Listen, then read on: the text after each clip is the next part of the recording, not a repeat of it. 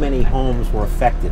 Homeland Security made a report to Congress in February of 2006, and they said that over 300,000 homes had been destroyed or rendered uninhabitable as a result of Hurricane Katrina. And line up all those houses in a line, it's over 2,800 miles of homes.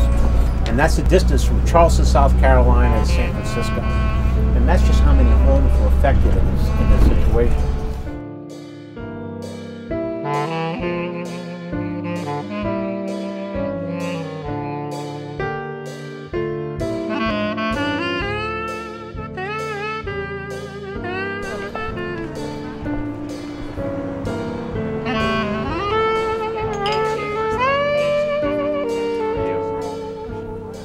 How are you? Nice to meet you.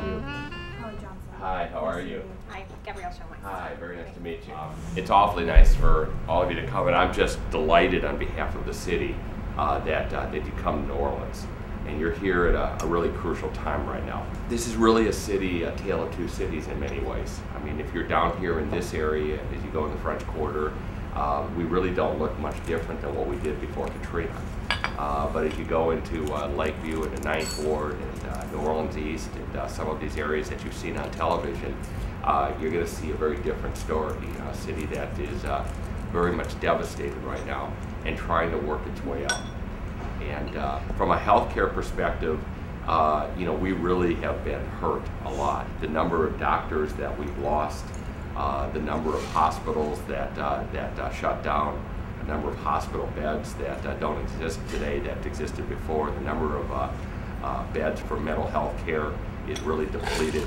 And all of these things take a toll on a city, and we are slowly working our way back up. And I hope at the end of the day that what we come out of this with is, better facilities and better delivery of healthcare to all. Not just to the privileged, but really to all elements of our community, and in a way that is maybe a lot different than it was pre-Katrina.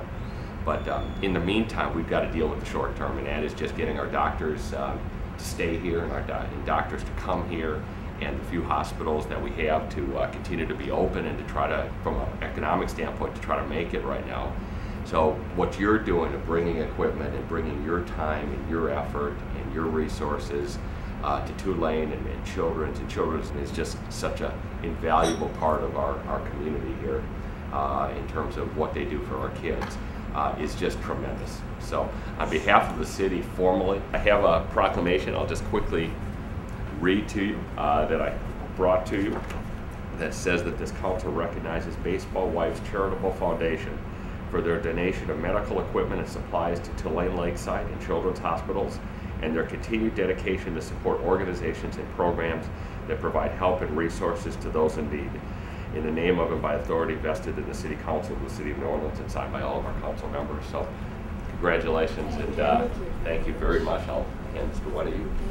And again, from the bottom of my heart, on behalf of the city, thank you for coming here, and thank you for everything that you do. And I hope you have a great stay here. Thank you.